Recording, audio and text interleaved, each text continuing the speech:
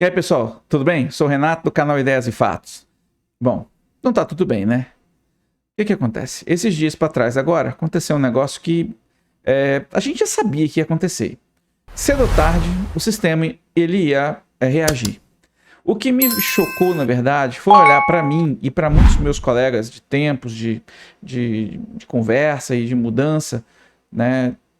De como que nós estamos sendo conduzidos nesse caminho. 2016, 17, 18, o que vocês lembram que foi fundamental no nosso coração que nos fez, por exemplo, querer algo diferente?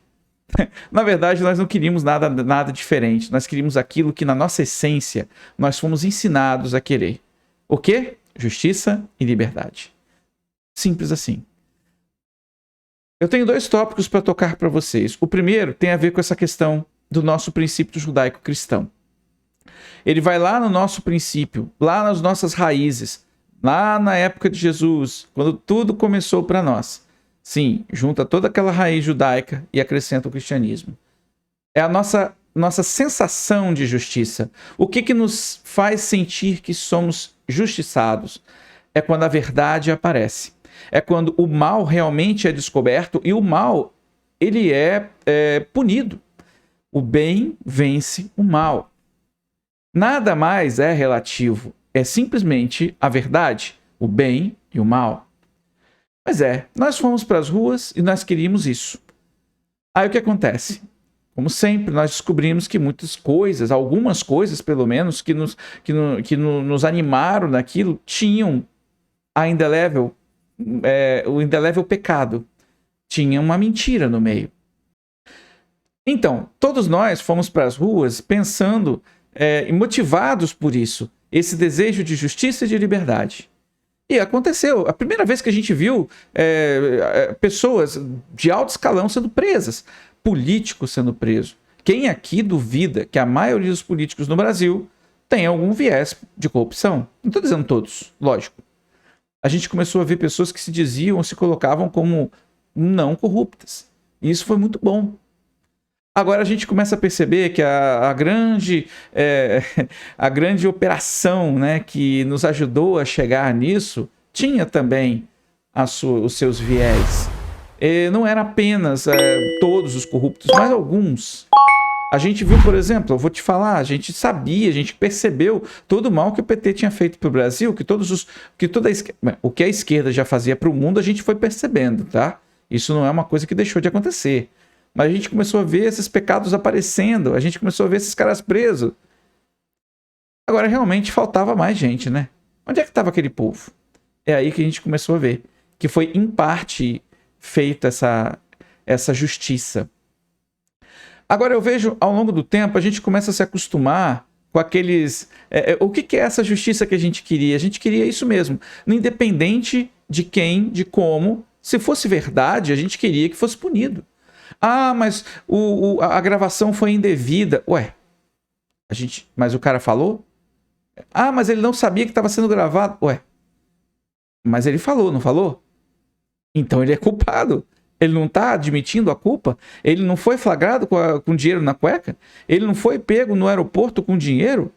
Ele não tinha feito a conversa e a negociação? O sítio, por acaso, não recebeu dinheiro indevido? Não foi uma negociação fraudulenta? Cara, pensa bem em 2017 e 2018 que você queria. Queria todo mundo preso. Agora a gente começou a achar que porque não foi indevido, não valia.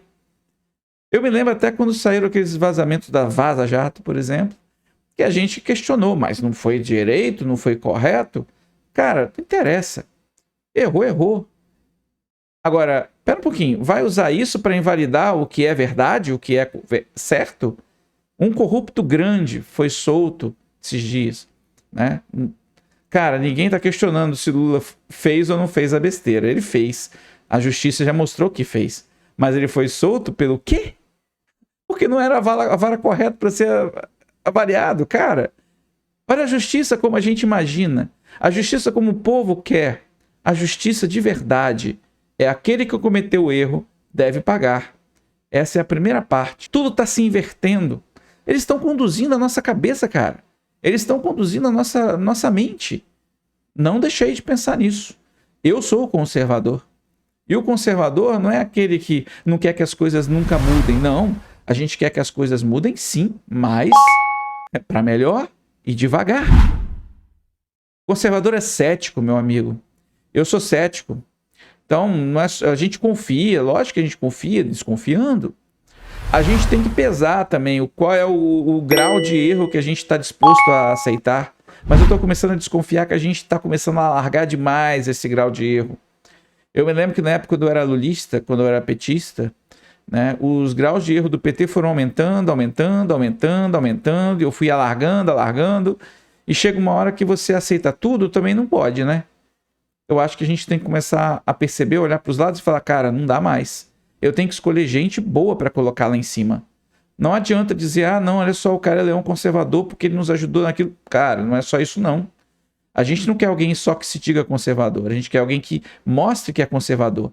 E ser conservador é ter os princípios judaico-cristãos. Significa uma pessoa honesta, uma pessoa ilibada, uma pessoa que acredita nos princípios cristãos e que age segundo os princípios cristãos. Não adianta apenas dizer que é. A gente não está aqui apenas para lutar contra o aborto, contra a ideologia de gênero. Essas coisas são importantíssimas. São parte de todo um trabalho que a esquerda tem feito para destruir o quê? A nossa raiz cristã, a nossa raiz da sociedade.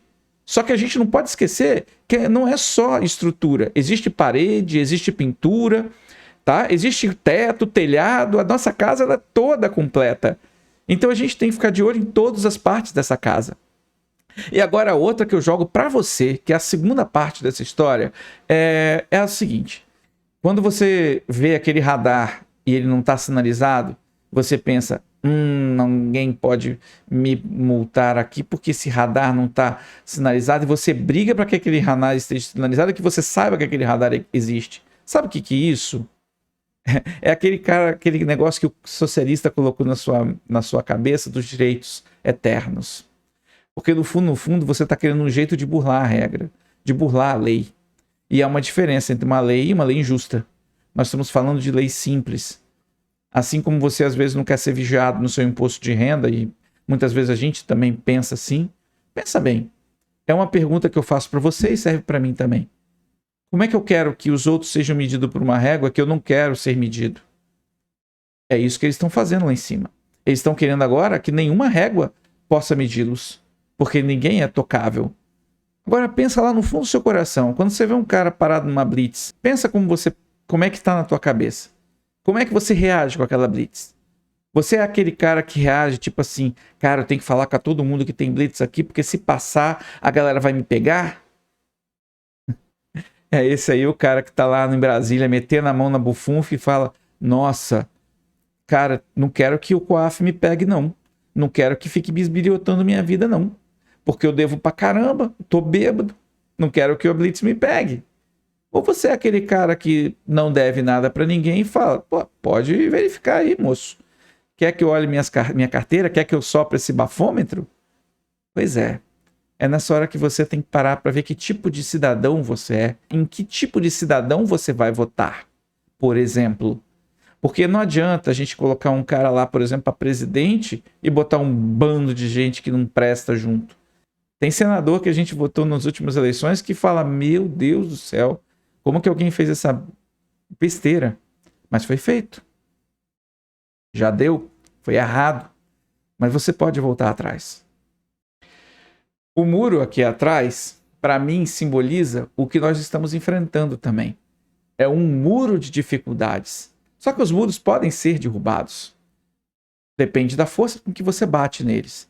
Lógico, se a gente bater só com um punho, nosso punho vai se machucar. Mas se nós formos com todos empurrando este muro, o muro vai cair. E a gente tem uma força muito maior por trás de nós que pode fazer esse muro cair. Agora, a gente não pode ficar esperando outras pessoas empurrarem um muro em cima da gente para nos esmagar. Força, vamos em frente, vamos empurrar este muro, vamos derrubar as dificuldades, vamos acreditar em Deus, porque só com Ele a gente consegue empurrar. E não precisa muitos, não. Foram só 12. E olha o que nós conseguimos fazer. Nós estamos falando hoje de cultura judaico-cristã por causa de 12 pessoas. Só que eles não estavam sozinhos. E nem você. E nem eu. É isso aí, gente. Fiquem com Deus. E a gente fala na próxima. Curta, espalhe, compartilhe. Valeu. Obrigado.